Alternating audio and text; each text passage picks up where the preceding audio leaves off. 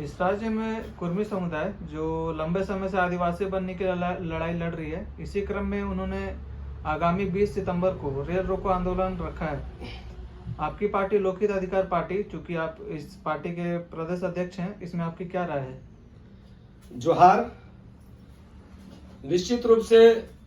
कुर्मी समाज जो लंबे समय से एक जागरूक और शासक वर्ग समाज के रूप में झारखंड प्रदेश में जाना जाता है, विभिन्न मुद्दों और मांगों को लेकर के हमेशा से आगे अगुवाई करने का काम कुर्मी समाज के द्वारा होता रहा है। और इस बार ये जो कुर्मी समाज को आदिवासी बनने का जो मांग कुर्मी समाज के नेतृत्व में चल रही है, मैं इसे उचित नहीं मानता हूं और ये किसी की हकमारी करना उचित भी नहीं है। मैं ऐसा समझता हूं कुर्मी समाज जो ओबीसी समाज में वर्तमान में है, और सबसे ज्यादा अगर शोषण किसी समाज का अगर इस राज्य में और देश स्तर में हो रहा है तो ओबीसी समाज का हो रहा है। चाहे वो आरक्षण में भेदभाव की बात करें, चाहे हक अधिकार की बात करें। चूंकि हमारा लोकहित अधिकार पार्टी सामाजिक न्याय के पक्षधर पार्टी है, हम लोग इस बात को लेकर के सदैव आंदोलनरत है कि भाई जिसकी जितनी जनसंख्या उसको उतनी हिस्सेदारी मिले। जाति जनगणना के मांग को लेकर के भी हमारी पार्टी मुखर होकर के आवाज बुलंद कर रही है। तो मैं ऐसे समय में जो ओबीसी समाज कुर्मी समाज है, वो बड़े भाई की भूमिका में ओबीसी समाज का है, एक जागरूक और शासक वर्ग समाज है। और जब इस समुदाय को ओबीसी समुदाय को न्याय दिलाने की बात है, अगुवाई करने की बात है, और ऐसे समय में ये जाति विशेष के लिए आदिवासी की मांग कर रहे हैं, तो मुझे लगता है कि पहला तो ये किसी आदिवासी समाज के लिए हकमारी की बात है, और दूसरी बात है कि जो बहुसंख्यक ओबीसी समाज है जिसका कोई लीडरशिप नहीं है, कोई अन्य जो छोटी छोटी जाति है जैसे तेली हो गया, नाई हो गया, कुम्हार हो गया, अहिर हो गया, बहुत सारे ऐसे उपजातियां हैं, कहार हो गया, जिसका कोई नेतृत्व करने वाला नहीं है। हम लोग सभी लोग कुर्मी समाज को अपने नेतृत्वकर्ता के रूप में देख रहे थे, और हमारी जो बड़ी आबादी है उसका चाहे वो आरक्षण नीति में सुधार करके उसको बराबर की हिस्सेदारी मिले, इन मुद्दों को लेकर के अभी पूरा राज्य आंदोलनरत है। और जो आरक्षण नीति है, मैं स्पष्ट रूप से कहना चाहूंगा कि संवैधानिक तौर पर अगर आदिवासी और दलित समाज को 100% आरक्षण प्राप्त है तो फिर ओबीसी के साथ भेदभाव क्यों? आज सवर्णों को भी आज उनको जितना आबादी उससे अधिक कहीं न कहीं आरक्षण का लाभ मिल रहा है, और जो रिजर्व कोटा है वो भी कहीं न कहीं जो सवर्ण जाति के हैं वो भी उन्हीं पर कब्जा करके बैठे हैं। ऐसे में समय की मांग है कि जो आरक्षण है उसे 100% सभी दबे कुचले वंचित समुदाय ओबीसी समाज के बीच इक्वलिटी किया जाए, ताकि सबको समान अवसर से आगे बढ़ने की बात है। इन मुद्दों और मांगों के साथ हमें लगता है कि कुर्मी समाज को अगुवाई करना चाहिए। और समय समय पर इन्होंने, पिछले बार आपको याद होगा कि जब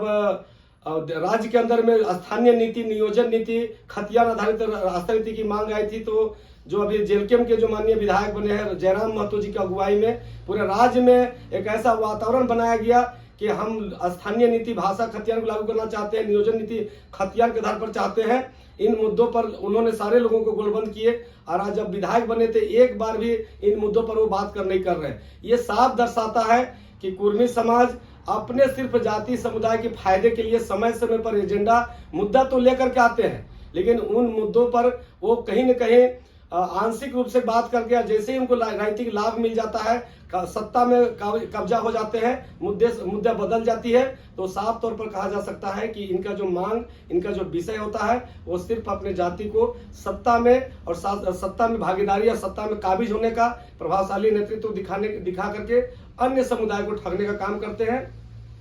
स्पष्ट रूप से मैं अंतिम में कहना चाहूंगा कि पुनर्विचार करना चाहिए, क्योंकि कुर्मी समाज एक बहुसंख्यक और जागरूक और शासक वर्ग समाज। आप देख सकते हैं किसी भी राजनीतिक दल में जाकर देखिए, चाहे वो जेएमएम हो, कांग्रेस हो, बीजेपी हो, जेलकेम हो, चाहे आजसू पार्टी हो, चाहे जेडीयू पार्टी हो, सभी दलों में इनकी बड़ी संख्या में भागीदारी है, चाहे पदाधिकारी रूप में हो, चाहे विधायक सांसद बनने की बात हो। कई ऐसे विधानसभा लोकसभा है जहां जैसे सिल्ली हो गया, आपका डुमरी हो गया, रामगढ़ हो गया, गिरिडीह हो गया, ऐसे दर्जनों आपको विधानसभा मिलेगा जहां सिर्फ कुर्मी वर्सेस कुर्मी रहते हैं। वहां किसी अन्य जाति ना कभी चुनाव लड़ने की सोचती है और ना कोई राजनीतिक दल उसे भागीदारी देती है। तो इस तरीके से देखा जाए तो ये स्वतः एक शासक वर्ग, एक जागरूक समाज के रूप में स्थापित है राज्य और देश के अंदर में। मैं पुनः अपने बड़े भाई के रूप में कुर्मी समाज से आग्रह करना चाहूंगा कि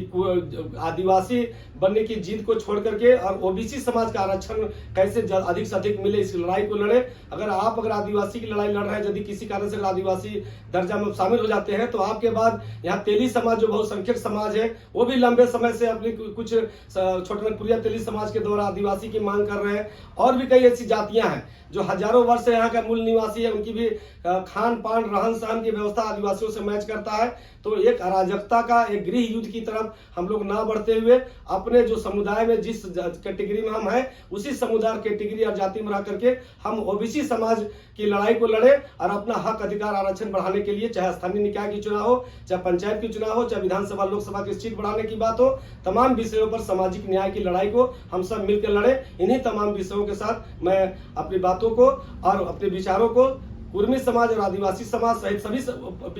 पिछड़ा समाज को भी मैं आगाह करूंगा कि समय की मांग है जाति जनगणना और जिसकी जितनी जनसंख्या उसको हिस्सेदारी मिले। बहुत बहुत धन्यवाद। जोहार, जय झारखंड।